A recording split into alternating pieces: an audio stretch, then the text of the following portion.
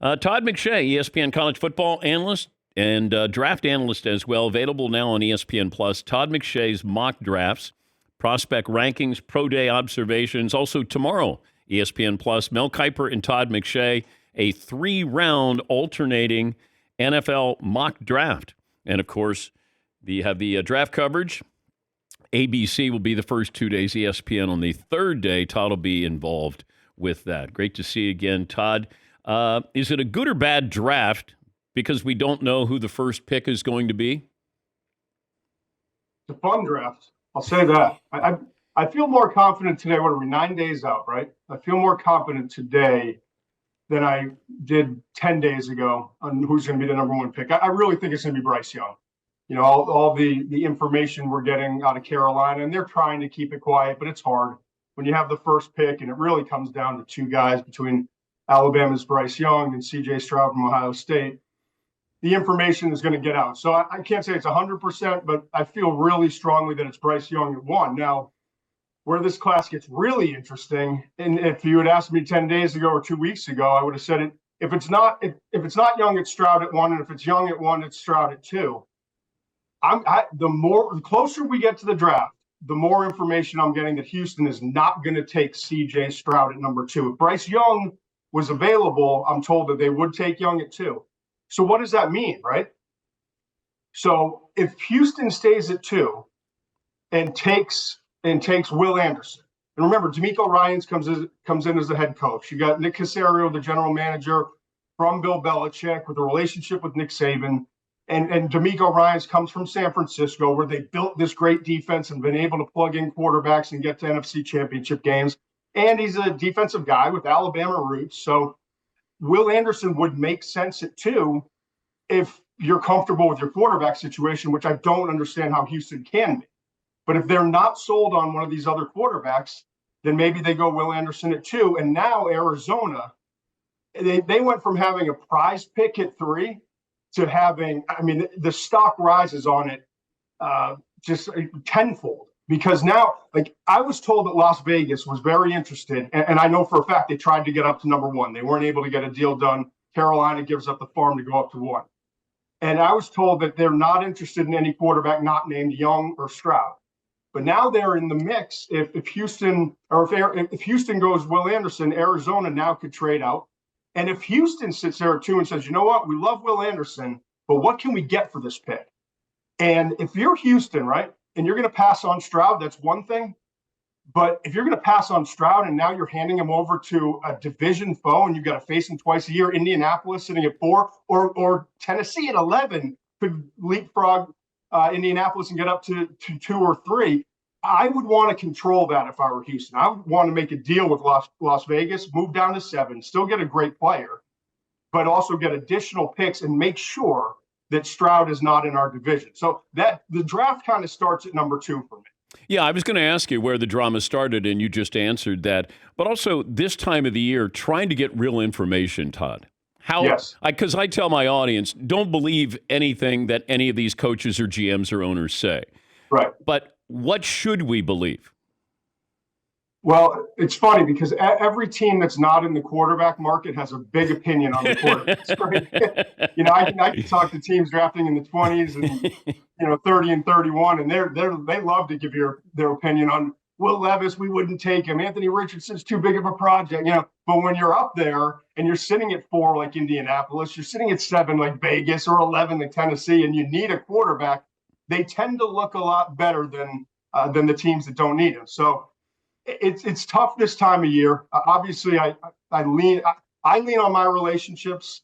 I get information typically from other teams that have information or have friends within those other teams that there's kind of some leaks. And then I always bounce things off of Schefter and Mortensen because they're typically hearing the same things or different things and try to balance out that information at this point. But it's difficult. I mean, the amount of disinformation that is fed out there in the public, and you see on Twitter and those sorts of things, I laugh at, because I get off the phone with a general manager one day and a director of college scouting the next day, and then I'm reading these things, and I'm like, that's the exact opposite of what they're saying, you know? I have a friend who's a scout who's been a great resource, and I always say to him, give me somebody that we should be keeping an eye on. And he's been pretty good at giving me that guy in the first round. But I said, what do you think about Bijan Robinson at Texas? He said, I would love to see him as a Deebo Samuel type of player where I can use that running back, that talent, but also I can keep him in the system and not overuse him as a running back and maybe have this hybrid here. So I don't know if it feels like we're gun shy with running backs, but his grade on Bijan Robinson is through the roof. He said, I love the kid. He's got great hands. I would love to see him as a Christian McCaffrey type. And McCaffrey could probably play, a slot receiver, but I wonder your thoughts on Robinson and the running back position. Bijan can play slot receiver. And if you studied his tape at all, and I've got clip after clip of him in the slot, not running like, underneath routes, but getting down the seam, catching in traffic, catching the ball over his head, contested situations.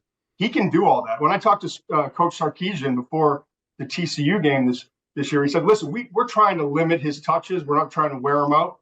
But the catches he makes in practice, like you'd be shocked. Like, I know there's good game tape, but the things we see in practice are out of control. So I could see him in more of a hybrid role. But I'll say this, I've got him as the number 2 ranked player in this class behind Bryce Young. I haven't talked to a team, and I'm talking probably close to a dozen teams that have him outside the top 5. Everyone has him in the top 5 in terms of their grades. Now, where does he fall? That's the fascinating part. I mean, Philadelphia doesn't take a running back in the top 10. They love taking offensive and defensive linemen, but that's the first spot where you can look and say, that might make some sense. I think he's just as talented, maybe a little bit more unique than Saquon Barkley, and Saquon was the number 2 overall pick. But you see the beating and the injuries that Saquon had, and you just wonder, is it worth it? So it may get down to like 18 to Detroit, 21 to the Chargers with Austin Eckler having issues there. Yeah. And I still hold this out.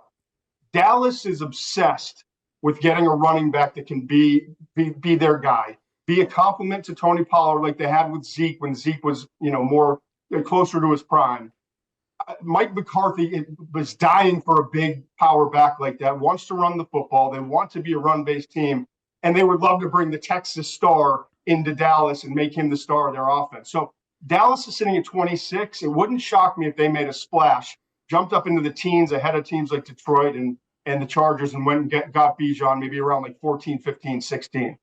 Talking to Todd McShay, ESPN college football and NFL draft analyst. This feels like an I told you so draft 3 years down the road. That somebody's going to go, I told you about Hendon Hooker. I told you about Anthony Richardson. Good or bad. Hey, I told you about C.J. Stroud.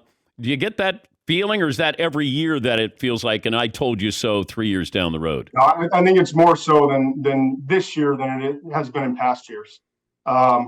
Last year, we knew that there was maybe one quarterback in the first round. The group wasn't very good. I think with the quarterback specifically, after C.J. Stroud, and even, in NFL teams, some teams are mixed on C.J. Stroud. I've talked to so many teams that are so concerned about Will Levis, and I've talked to a couple teams that love him. Anthony Richardson, we all see it. I mean, he's a phenom. He's different than everyone I've ever evaluated. But I saw it, Todd, but then I didn't see it. Like, that's my big concern. I was like, damn, look at that guy. And then it'd be like, oh, is Anthony Richardson playing? Oh, he is. The roller coaster of his draft stock has been similar to the roller coaster of watching his tape. Like, I did the Kentucky game, and so I was fresh off the Utah game earlier this season. After the Utah game, Heisman Trophy, number 1 overall pick. This guy's like better than Cam Newton, in his prime. And then the Kentucky game, I'm on the sideline. And first of all, it was great being on the sideline with the Kentucky defense. I can't use half the words that were said, but every time they got 3 and out, just Heisman this, Heisman that. They had a great plan. They took away the run. They played with discipline, and he looked lost. And that was right after the Utah game with the 45-yard touchdown run and juking the guy at the last minute to get into the end zone. And we saw what he can be physically. But then a week later, we saw how inexperienced he is. So I'd love to see him with Shane Steichen in Indianapolis. Steichen has worked with Justin Herbert and Jalen Hurts and has developed quarterbacks. But do they have the patience to wait a year with Gardner Minshew as their starter? And so so much of it is going to come down to where these guys wind up going. But you're right. There are a lot of I told you so is either good or bad in this class. Give me the team that should draft a quarterback that maybe we're not keeping an eye on. Minnesota. I think Minnesota should. They're sitting at 23.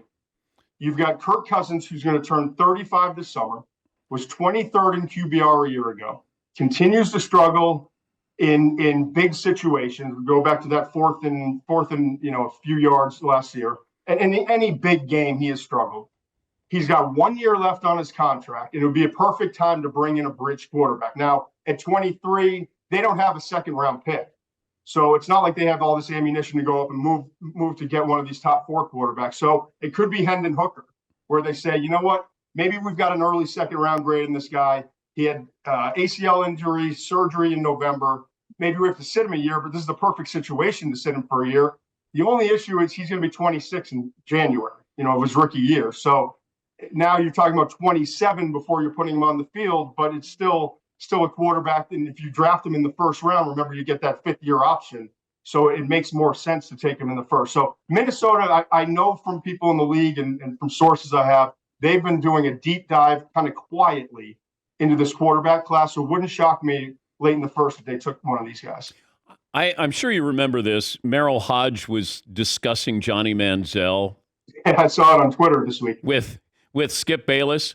Oh, yeah. Classic. And Haji was never a hot take guy. Like, he was a football nuts and bolts tape guy. Yep. And, Skip, of course, is hot take. And, Haji's like, no, you don't take this guy. Not in the first round, second, third, maybe 5th round. And then Skip said, you couldn't be more wrong about that. I think we're all fascinated with Manziel on how he was so spectacular, but he failed so spectacularly. Yeah. First of all, smoke and mirrors? I got to work with Haji and Jaws and those guys. And, we would do Kuiper and I and a bunch of people in studio would do all these shows leading up to the draft. And I used to call it the NFL Films Biker Gang. Haji and Jaws, they'd come rolling into Bristol like a week before and tear up all these mock draft ideas. Manziel sucks, and this guy sucks. He can't play, But I love it. And more often than not, they have really good points. But with Manziel specifically, he was unique to college because he could get away with things in college that he couldn't in the NFL. And I know he had his best game against Alabama, which was essentially an NFL defense. But physically, there were limitations that allowed him to be great in college where he couldn't pull it off in the NFL. And he got away with a lot of slop and a lot of backyard football. And when he had to play within structure, he wasn't there. And I think the most important thing is he had so many things outside influences. There was a lot of partying and fun. He loved what football brought to him. I don't think he truly loved football and was dedicated to do what Peyton Manning and Tom Brady and Drew Brees and, all the great quarterbacks over history have done in terms of putting in the day-to-day grind. Always great to talk to you, and look forward to talking to you again soon. Thank you, Todd. Yeah, you too, bud. Take care. Todd McShay, ESPN College Football NFL Draft Analyst, and his mock draft available at ESPN Plus. Available tomorrow on ESPN Plus. Mel Kiper and Todd McShay have a 3-round alternating NFL mock draft where they take turns making picks.